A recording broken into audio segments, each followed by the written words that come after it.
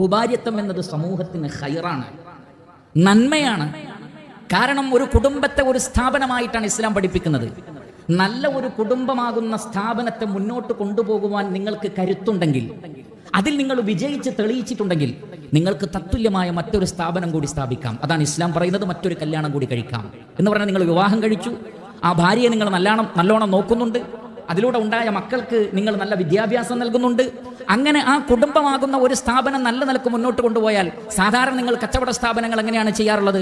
നിങ്ങൾ അതിൽ വിജയിച്ചാൽ നിങ്ങൾ ഒന്നുകൂടി തുടങ്ങും എന്നതുപോലെ ഒരു സമൂഹത്തിന് ഏറ്റവും ആവശ്യമായത് നല്ലൊരു കുടുംബമാണ്.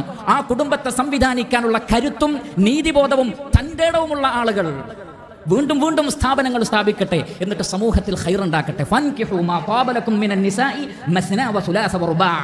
നിങ്ങൾക്ക് ഇഷ്ടപ്പെട്ട സ്ത്രീകളിൽ നിന്ന് 2, 3, 4 ഒക്കെ നിങ്ങൾ വിവാഹം കഴിക്കുക. 4 ഇസ്ലാം നിശ്ചയിച്ച പരിധി ഒരേ സമയത്ത്. അങ്ങനെ നല്ല സ്ഥാപനങ്ങൾ നിങ്ങൾ ഉണ്ടാക്കുക. എന്നാൽ നീതി പാലിക്കാൻ പറ്റാത്തവർ,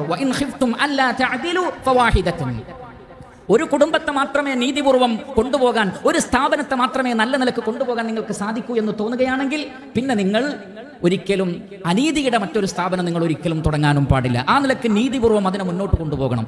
ഈ വിഷയം ഏറ്റവും അധികം മനസ്സിലാക്കേണ്ടത് പുരുഷന്മാരെക്കാൾ കൂടുതൽ സ്ത്രീകളാണ്.